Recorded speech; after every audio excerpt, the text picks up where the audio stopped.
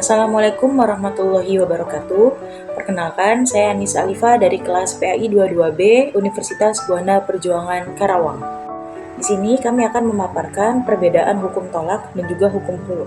Sebelum kita ke pembahasan lebih lanjut, hendaknya kita mengetahui terlebih dahulu apa itu definisi tolak dan apa itu definisi khulu. Definisi tolak. Tolak itu merupakan dari bahasa Arab yaitu at-tolaku. Menurut arti bahasa adalah melepaskan ikatan, dan menurut arti syara itu adalah membatalkan sebuah ikatan pernikahan dengan lafaz tertentu yang memiliki arti menceraikan. Dalam ajaran Islam, tolak itu diperbolehkan jika memang di dalam rumah tangga tersebut sudah tidak ada lagi ditemukan titik temu untuk berdamai.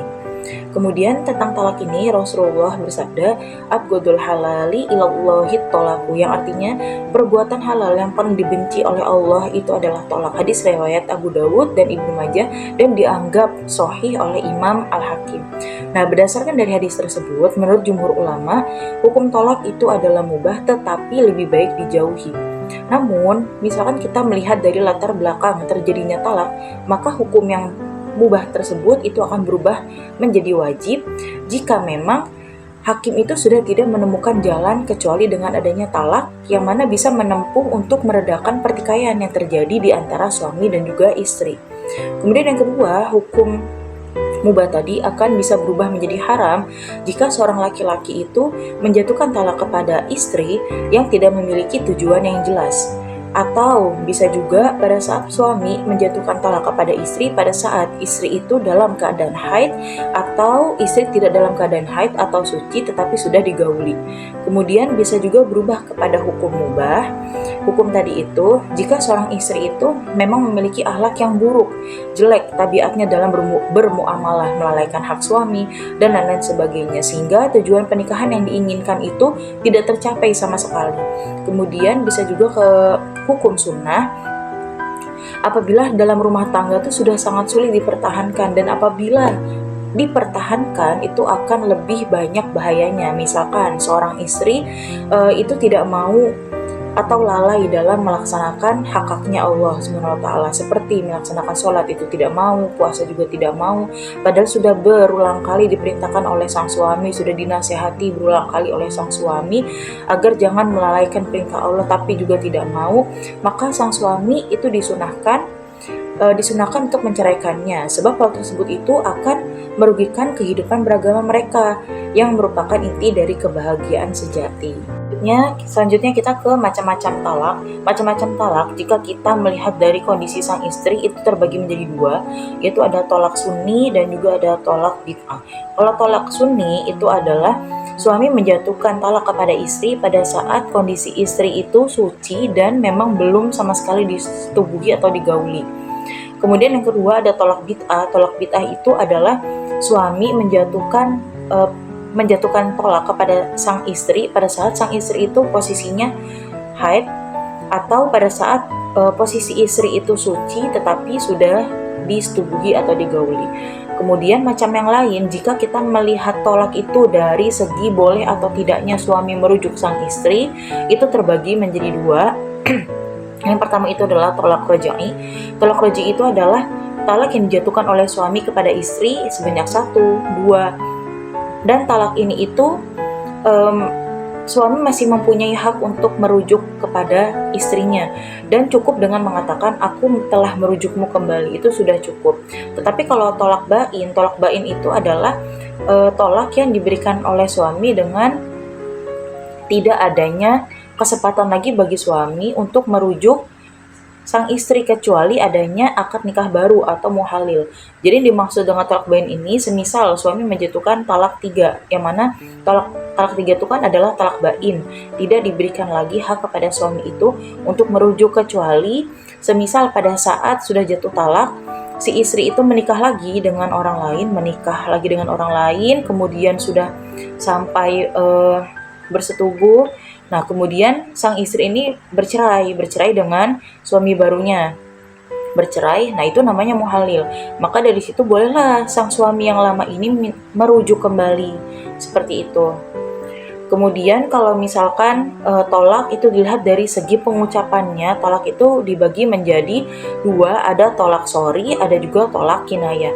Kalau tolak sorry itu adalah ucapannya suami itu dengan kata-kata yang jelas dan juga tegas, seperti aku menceraikanmu atau kamu telah aku ceraikan gitu. Itu jelas. Tapi kalau tolak kinayah itu mengucapkannya itu dengan kata sindiran. Nah, dengan tolak kinayah ini kita membutuhkan niat dari yang mengucapkannya. Contoh, semisal suami mengatakan kepada sang istri, pulang saja kamu ke rumah ibumu. Nah, kata-kata seperti itu sang istri harus menanyakan kembali kepada suami, itu yang dimaksud ucapkan seperti itu tuh apa? Apakah ada niat untuk mentalak atau bagaimana, atau hanya sekedar emosi seperti itu. Kemudian rukun-rukunnya talak itu udah pasti harus ada suami ya, karena suami yang akan menjatuhkan talak. Kemudian udah gitu yang kedua harus ada istri. Yang ketiga harus adanya sigot talak atau sigot talak, baik yang pengucapannya itu jelas atau yang kinaya atau yang sindiran tadi itu.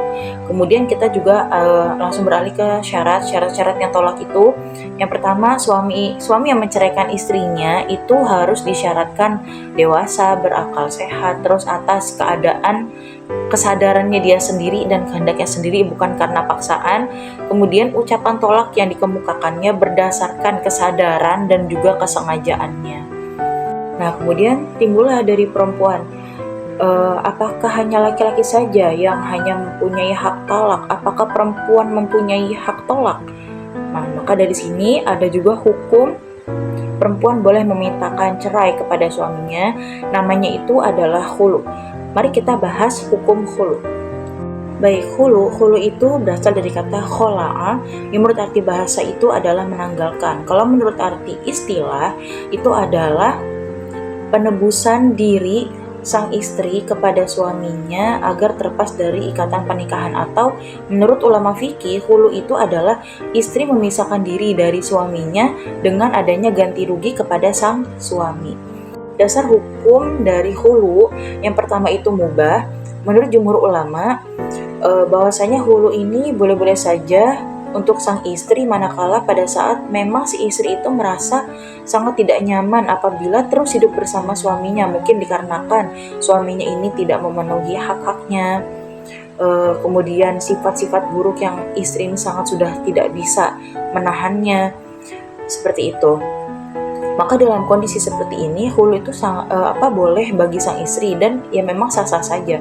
Dan dari kebolehan terdapat dalam Al-Quran dan terdapat pula di dalam hadis Nabi, yang mana artinya jika kamu khawatir kepada keduanya, maksudnya suami istri, tidak dapat menjalankan hukum-hukum Allah, maka tidak ada dosa atas keduanya tentang bayaran yang diberikan oleh istri untuk menebus dirinya. Nah, yang dimaksud tadi itu adalah hukum mubah terhadap hulu.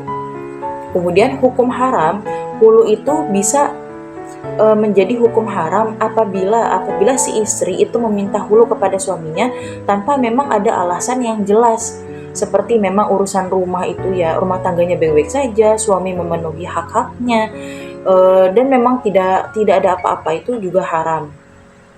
Kemudian hulu bisa menjadi haram juga itu apabila si suami itu sengaja menyakiti dan tidak memberikan hak-haknya sebagai suami, kemudian dengan maksud agar si istri itu mengajukan hulu dan akan memberikan hartanya kepada si suami. Ini juga hukumnya haram. Seperti itu. Baik, jadi kesimpulannya, jika perceraian itu jatuh dari suami berarti namanya adalah tolak. Kemudian jika istri yang hendak melaksanakan perceraian, maka namanya itu adalah hulu. Cuma bedanya kalau hulu itu dengan adanya tebusan, berarti sang istri ini menebus dirinya kepada suaminya. Kemudian kalau di dalam tolak itu tidak ada yang namanya tebusan. Cukup sekian dari saya, kurang lebihnya mohon maaf. Semoga bermanfaat. Assalamualaikum warahmatullahi wabarakatuh.